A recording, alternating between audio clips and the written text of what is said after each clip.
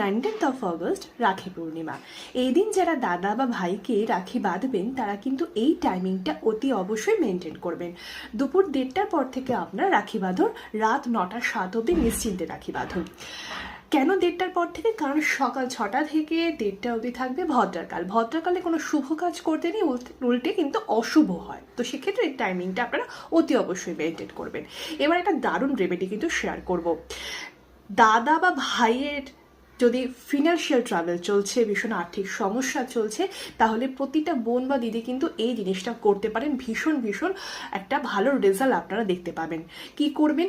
যে গিফট আপনারা দিচ্ছেন সেটা তো দেবেন, তার বাইরেও একটা সবুজ রঙের ফ্লাওয়ার ভাসের সঙ্গে একটা রেড কালারের রোজ গিফট করুন দাদা বা ভাইকে। এবং এই জিনিসটা নিয়ে তাকে কি করতে হবে? দাদা বা ভাইকে কিন্তু তিনি যে বাড়িতে থাকেন সেই বাড়ির সাউথ ইস্ট ডিরেকশনে তাকে জিনিসটা জাস্ট রেখে দিতে হবে, এবং যখন গোলাপটা খারাপ হয়ে যাবে